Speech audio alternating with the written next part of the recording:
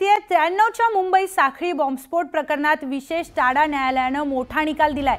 Tiger Memon, Yakub Memon आणि त्यांच्या कुटुंबाच्या 14 स्थावर मालमत्ता केंद्र सरकारकडे सोपवण्याचे आदेश न्यायालयाने दिलेत। यामध्ये अनेक फ्लॅट्स, रिकामे भूखंड, कार्यालये आणि दुकानं समाविष्ट आहेत। या मालमत्ता 1994 मध्ये जप्त करण्यात आल्या होत्या। सध्या या मालमत्ता मुंबई उच्च न्यायालयाच्या कोर्ट रिसीव्हकडे होत्या।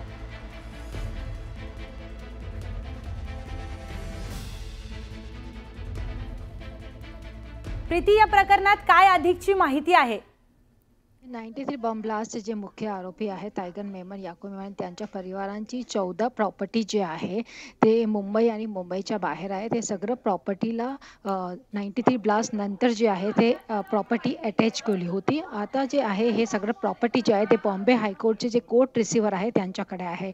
टाडा कोर्टचे विशेष न्यायाधीश जे आहे विधी केदार यांनी 26 मार्चला एक ऑर्डर दिलेला आहे आणि त्यांनी सांगितलेलं आहे की हे सगळं प्रॉपर्टी जे आहे त्याचा सेंट्रल गव्हर्नमेंटला द्यायची एक ऑर्डर त्यांनी पास केलेला आहे।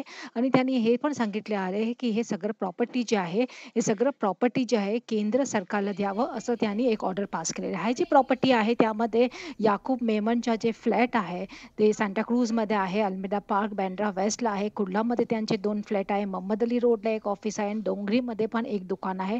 त्यापेक्षा माहीममध्ये पण एक त्यांचे एक प्लॉट, मनीष मार्केटमध्ये 3 दुकाने आहे आणि जवेरी बाजारमध्ये एक इमारत त्यांच्या नावाने आहे। माहीममध्ये एक गॅरेज पण त्यांच्या नावाने आहे। हे सगळं जे प्रॉपर्टी आहे त्यांचे जे मालक आहे अब्दुल रजाक मेमन आहे, ईसा मेमन, याकूब मेमन, रुबिना मेमन आहे। जसं 93 ब्लास्ट झाला नंतर जे टायगर मेमन जे होते ते पाकिस्तानात फरार झाले होते आणि अजून पण ते पाकिस्तानमध्ये जे आहे हा केसमध्ये अजून पण ते ॲब्स्कॉन्डिंग आहे। आणि याकूब मेमनला तर या केसमध्ये ऑलरेडी कोर्टाने फाशी दिली होती आणि त्यांच्या परिवारांचे आणखी जे काही लोक आहेत ते भारतातच आहे, मुंबईमध्येच राहत आहे आणि त्यांची काही 14 प्रॉपर्टी जे आहे ते त्यावेळीच अटॅच केली होती। आता कोर्टाने हा ऑर्डर पास केलेला आहे। धन्यवाद प्रीती, अधिकच्या माहितीसाठी। पुढची